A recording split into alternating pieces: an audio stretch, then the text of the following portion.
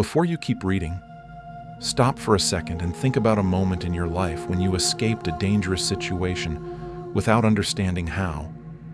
When you made a decision that seemed wrong, but turned out to be the best possible choice. When someone appeared in your life at exactly the right moment.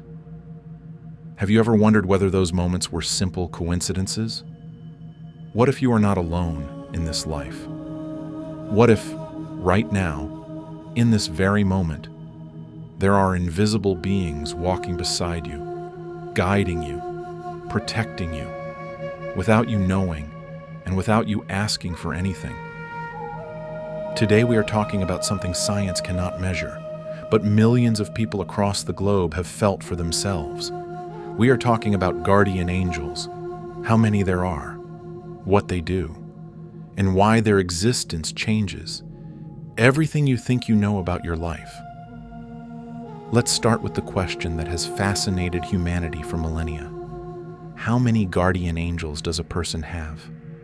The answer is not simple, and different spiritual and religious traditions do not agree on a fixed number.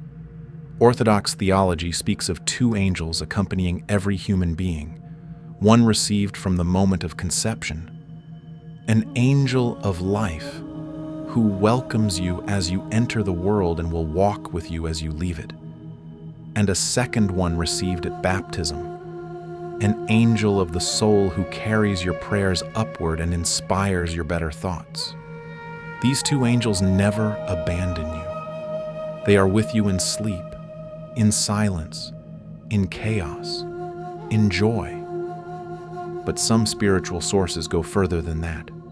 They speak of the fact that the number of angels accompanying you is not fixed, but shifts according to your soul's mission, the difficulty of the phases you are moving through, and your level of spiritual openness. It is said that a person can simultaneously have 3, 4, or even more angels who unite their forces to help them complete the tasks they came into this life to fulfill. There are accounts of saints and people of a very high spiritual level being accompanied by dozens of such beings. Saint Nicholas, for example, is mentioned in ancient texts as having 27 celestial guardians. But who are these angels truly? They are not ghosts. They are not heroes from fairy tales. According to all the traditions that speak of them, angels are spiritual beings of an entirely different nature from our own. They are pure consciousness, light energy, beings that exist beyond time and space. They have no physical body, but can take any form when it is needed. They are genderless, timeless, and they never tire. And here is something that can completely shift your perspective. You did not choose your guardian angel. Your guardian angel chose you. This is not a beautiful metaphor. It is an idea deeply rooted in the spiritual literature of the world and in the testimonies of researchers who have spent decades studying altered states of consciousness and the experiences of souls between lives. Some of the most respected regression therapists in the world have worked with thousands of subjects who, in a state of deep trance, described with a remarkably similar language the same reality. Before you were born, your soul chose this life, chose its lessons, chose its relationships, and a being of light decided to be by your side, not out of obligation, out of pure and unconditional love. These beings know you better than you know yourself. They witnessed you before you had a body. They accompanied you in the moment you entered this physical form. And they knew from the very beginning what experiences were meant for you, what relationships you would traverse, and what the deep purpose of your existence in this life truly is. But what do they actually do, concretely, day by day? Guardian angels do not intervene forcefully in your life. They do not alter the course of your existence without your will. There is a universal law that all these traditions mention.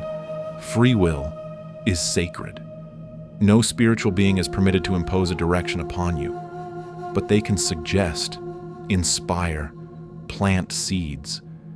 That thought that appeared suddenly, and stopped you from doing something wrong. That intuition that urged you to take a different route, and you later found out there had been an accident on your usual road. That strange dream in which you received an answer you did not know you were looking for. The impulse to call an old friend, only to discover that person needed you desperately at that exact moment. These are all ways your angels communicate with you, without forcing your hand, without disturbing your freedom of choice. They transmit messages through intuition, through dreams, through coincidences that are too precise to be random, through people who appear in your life at the exact right time, through books that fall into your hands and contain exactly the word you needed. And many claim through physical signs, repeating numbers, unexplained fragrances, flashes of light, feathers found in unexpected places. There is also a deep emotional dimension to this relationship. If you suffer, your angel suffers. If you are overwhelmed by fear, it tries with all its strength to transmit peace to you. It is not a cold, distant, impersonal presence. It is a love among the purest that one being can offer another, precisely because it asks for nothing in return. Now, a question many people have. Do your angels change throughout life? Your primary angel, the one who has accompanied you since birth or even from the moment of conception, stays with you until the very last moment of your life.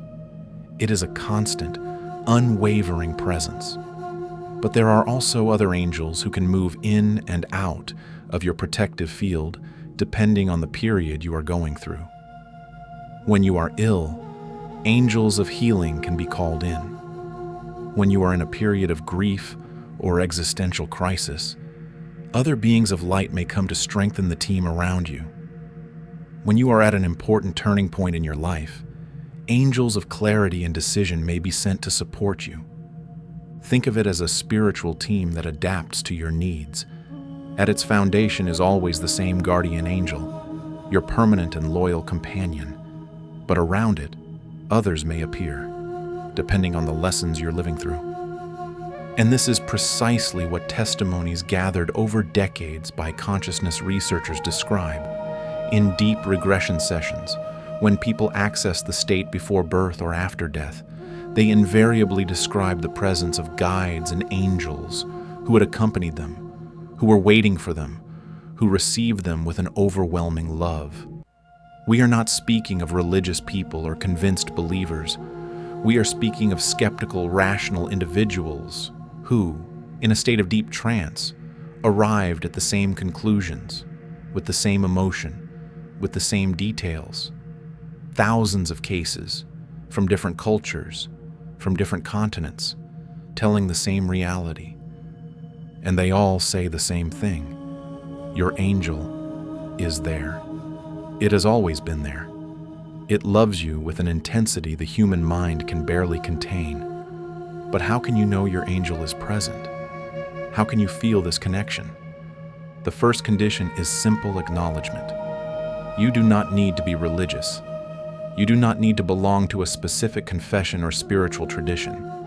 Researchers who have studied this phenomenon state clearly, angels make no distinction between people based on religion, race, or social status. Even those who do not believe anything exists beyond the material world have an angel beside them. The difference is that people who recognize this presence and invoke it benefit more often and more visibly from its help. The second condition is intention. No elaborate prayer is needed, no complicated rituals. It can be as simple as a sincere thought.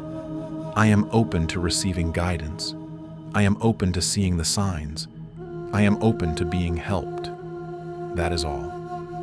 The third condition is stillness. Angels do not shout. They do not slam doors. They do not make a spectacle. They whisper. And to hear them, you need moments of silence in your life. Pauses from the daily noise. Minutes when you are not on your phone, not under stress, not rushing. Meditation, prayer, walks in nature, moments of gratitude, all of these are windows through which your connection with your angel grows stronger. And perhaps the most important thing you need to know, your angel does not judge you. You do not bother it by calling on it too often. There is no limit on calls, no office hours.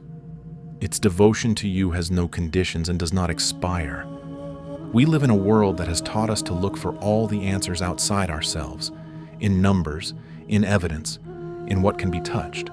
But there is another reality, running parallel to this one, that millions of people have felt, have seen, have experienced.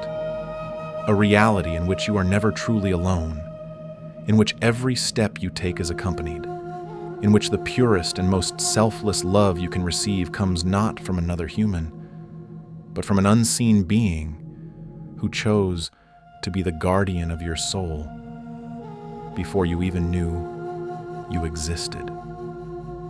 The next time you feel alone and no one understands you, remember this: beside you, in this very moment, there is at least one being who knows you completely, who loves you unconditionally, and who is doing everything in its power, within the boundaries of your freedom of choice, to help you arrive where your soul came here to arrive. And perhaps that is the most comforting thought you can carry with you from everything you have heard today.